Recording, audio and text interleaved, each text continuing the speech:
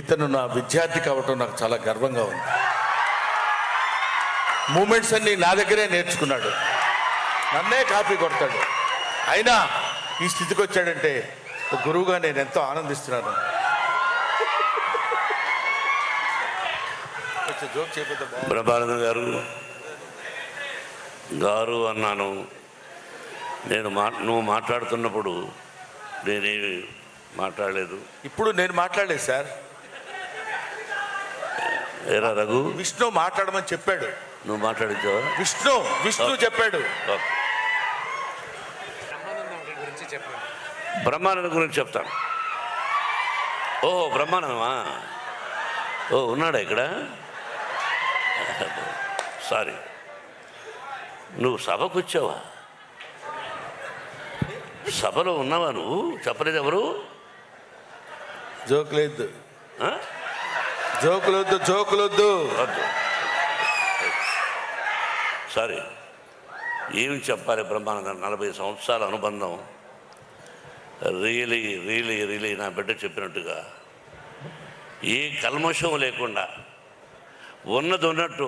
ఏమండే మీరు తప్పండి, ఏంటిది, ఎందుకలా మాట్లాడారు, ఎందుకలా చేశారు అని 40 సంవత్సరాల నుంచి ఎన్ని సినిమాలు చేశాం. నేను హీరోగా, అతను ఆర్టిస్ట్గా. ఆల్ సిల్వర్ జూబ్లీస్ కూడా చేశాం, గోల్డెన్ జూబ్లీస్. ఆ పరమేశ్వరుడి I love you my dear Brahmanandam. ఏం రాను?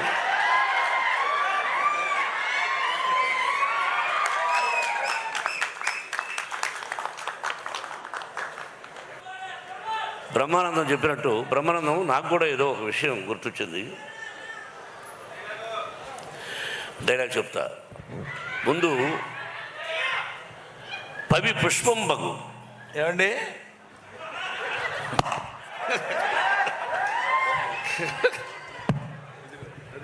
మాట్లాడండి, సైలెంట్గా ఉండు. అతనే జోక్ కాదు, నేను కూడా జోక్ కామెడీ చేస్తాను. వినమ్మా. పవి పుష్పం బగు, అగ్ని మంచగు, అకూపారంబు, భూమి స్థలంబవు, శత్రువు అతి మిత్రుడవు, విషము దివ్యాహారమవు. అదెట్లన్నన్ అవనీ మండలిలో శివేచ్ఛ భాషణోల్లాసికిన్. కరెక్ట్ చెప్పారా? అద్భుతం. పవి వజ్రాయుధం పుష్పంగా మారిపోతుంది, అగ్ని మంచుగా మారిపోతుంది, అకూపారంబు సముద్రం భూమిగా మారిపోతుంది, శత్రువు మిత్రుడిగా మారిపోతాడు, విషము దివ్యాహారం అవుతుంది. అది ఎలా అంటే అవనీ మండలి లోపల, ఈ భూలోకంలో అంటే ఈ సమస్త లోకంలో ఎవరైతే ఉన్నారో ఆ పరమేశ్వరుడు. శివేచ్ఛ అంటే ఎవరైతే శివాని ప్రతిరోజు శివనామస్మరణం చేసుకుంటూ ఉంటారో వాళ్ళందరూ 100 సంవత్సరాలు అష్టైశ్వర్య ఆయురారోగ్యాలతో ఉంటారని ఆ దూర్జటి 3000 సంవత్సరాలకు ముందు రాసిన పద్యం. Very good, very good. ఇక్కడ ఒక చిన్న విషయం చెప్పాలండి. నేను ఇది కామెడీ కాదు. ఈ వయసులో ఆయన ఇంతకుముందు ఎప్పుడు ఈ పద్యం చదువుకోలేదు.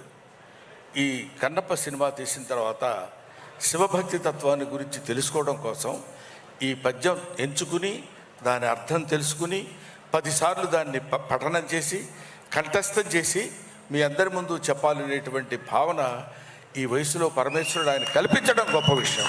Thank you very much. ఇది విన్నవాళ్ళు, వినకుండా ఉండేవాడు కూడా విన్నవాడు వాడికి చెప్పి శివ అని నామస్మరణం చేసుకుంటూ ఈ భక్త కన్నప్ప అంటే ఉత్త కన్నప్ప ఒక 2 లైన్లు చెప్పాలి విష్ణు. దీనిలో రసికత్వము యంగర్ జనరేషన్కి కూడా, యూత్కి కూడా ఉంది. ఒక భక్తే కాదు, తిన్నడు కన్నప్ప 2 పాత్రలు.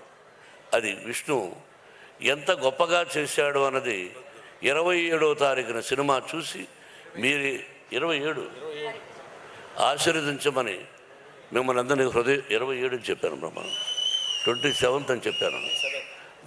రఘు వినిపించిందా? మీరు మాట్లాడుతున్నారేట్రా?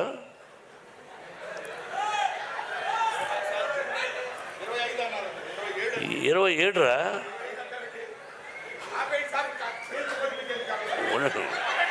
ఉండండి సార్. మీరు బ్రహ్మానందం గారు ఎందుకు ఆప్ చేయమంటున్నారంటే ఎక్కువసేపు నిలబడలేక.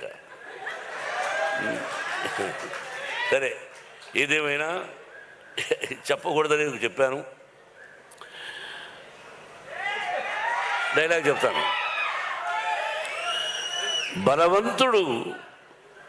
బలవంతుడు ఎదురొచ్చినప్పుడు బాబు, బలవంతుడు ఎదురొచ్చినప్పుడు తల దించిన వాడు బాగుపడతాడు, ఎదిరించిన వాడు వాగులు పడతాడు.